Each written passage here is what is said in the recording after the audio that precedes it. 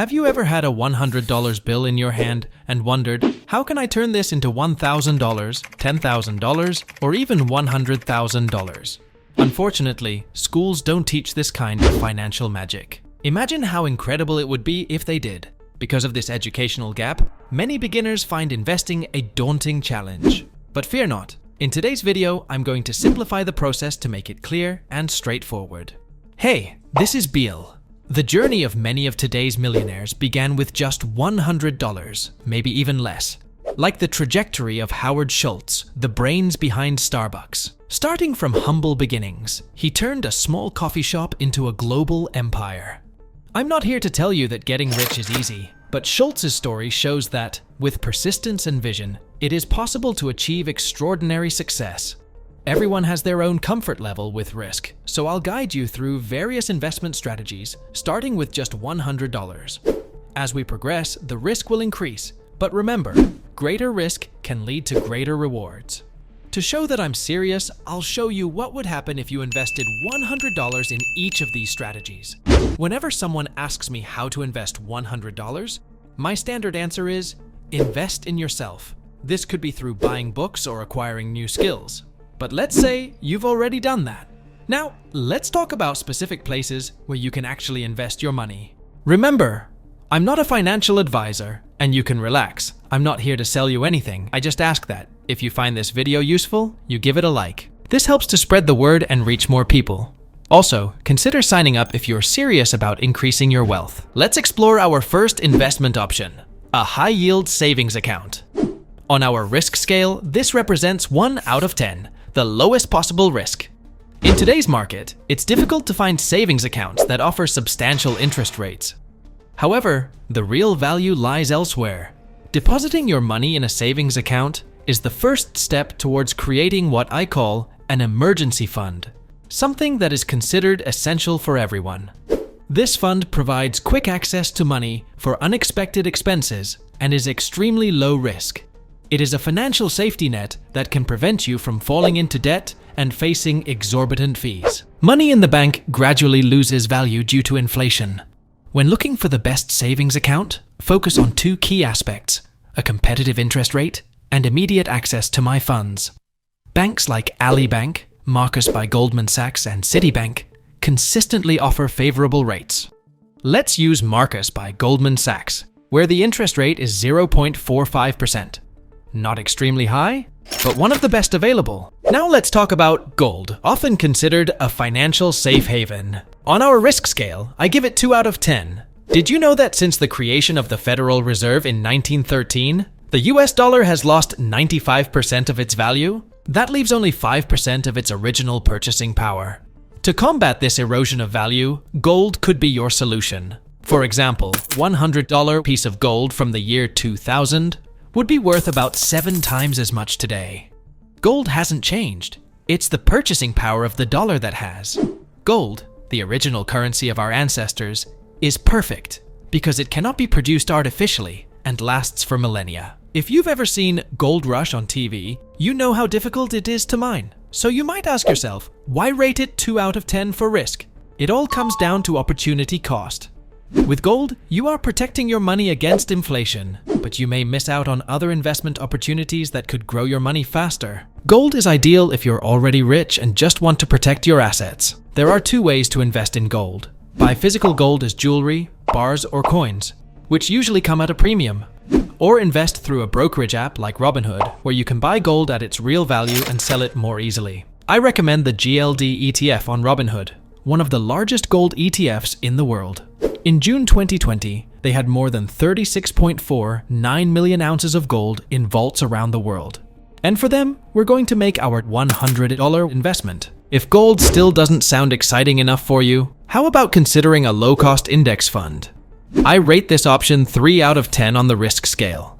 Imagine investing just $100 a month in an index fund with an annual return of 7%. After 30 years, you would have accumulated around $123,000. This demonstrates the power of compound interest. Best of all, you can do this without having to understand the stock market in depth.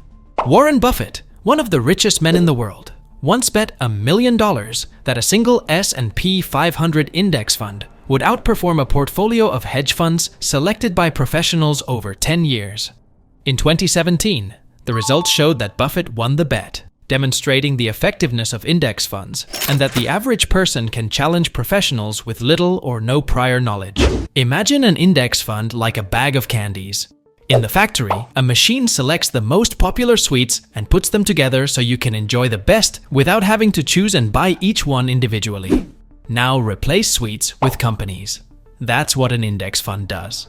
You can buy your own selection bag of the world's most popular companies, such as Apple, Microsoft, Amazon, and Facebook, splitting your money between them all. Now, getting back to the bullets, imagine that you've put them aside and opened them for a few days. They would harden and certainly wouldn't taste the same, but by putting them in a container, you prevent this from happening. This is very similar to index funds. If left unprotected, the government will start taxing your profits, but you can protect them with a type of container, known as different things in different countries. In the US, it's called a Roth. These tax containers allow you to protect your money after paying taxes, and any profit you make stays with you. But because they are so advantageous and powerful, there is a limit to how much you can invest each year. If I were you, I'd make the most of this opportunity and use up all your allowed quota. There are more in-depth strategies you can use, but for the purpose of this video, we're going to invest 100 in an S&P 500 index fund, which over the last 20 years has had an average annual return of 7%. Leave a comment if you'd like a full video covering this topic, as there's a lot more we can explore here. The fourth way to invest is in a real estate investment trust, known as a REIT. I also rate it 3 out of 10 on the risk scale. Imagine that your friend has collected $100 from 3,000 people.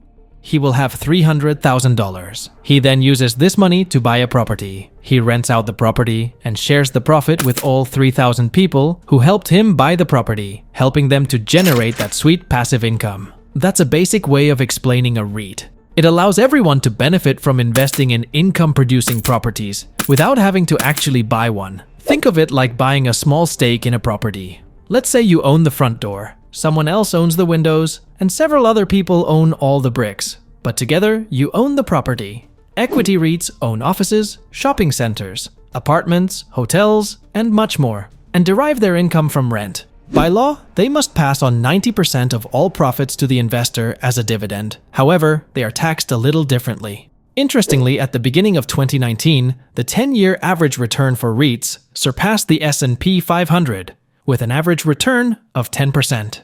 If we invest in Vanguard's VGSLX, you can get an average return of 12%, outperforming the average real estate investor. Incredible, isn't it? That's what we're going to do. Now things are getting serious. It's time to invest in individual shares. I rate it 7 out of 10 on the risk scale. There is a certain amount of risk when investing in individual stocks, but if you choose companies well, it can be really exciting, as there is the potential to make a lot of money. During the dot-com boom in 1995, there were some great stocks that those who were lucky sold and made a lot of money in a very short period of time. When the bubble burst, some of the companies, which cost very little, went completely bankrupt. Luck and timing can be crucial parts of investing in shares. Choose these stocks using what is called fundamental analysis, which means analyzing the company's financial statements, its market, and also its leadership. For this video, we will use Amazon as an example. Now, let's get into the game of speculation, rather than traditional investment. Number 7 is cryptocurrency, which ranks 9 out of 10 on the risk scale. So, you've probably heard of Bitcoin, currently the most popular type of crypto. If you had bought $100 worth of Bitcoin in 2015, today it would be worth around $5,000. That's a 5,000% return on your investment, something practically unheard of. Thus, many people who invested in Bitcoin in the early days became millionaires overnight, but many also lost money. If you had invested around $100 in December 2017, when Bitcoin was at its peak, in December 2018, you would have less than $17. In other words, nobody really knows what will happen next. It's extremely risky, but still very attractive, because it has the potential to make millions. There are 2 main types of cryptos, Ethereum and the Great Bitcoin. But we're only going to focus on Bitcoin today.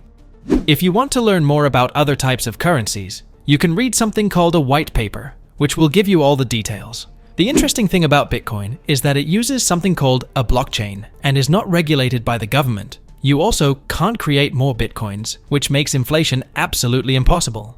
In my opinion, this investment probably only makes sense if you're investing an extra $100 that you don't really need. The last option is definitely pure gambling. You may have guessed it, it's the lottery. That's definitely 10 out of 10 on the risk scale, and it's not something I'd recommend doing. However, I thought I'd include it in this video on investments, since many people choose to gamble. In fact, 57% of all Americans buy at least one lottery ticket a year. The chance of winning is 1 in 14 million, which may seem possible, but let me put it into perspective. You have 4,000 times more chance of winning an Oscar than winning the lottery. Millions of people lose money every year, but they keep playing because the rewards are so high if you win. A test was carried out in which a man bought $100 in lottery tickets, and after checking his winnings, he won approximately $50.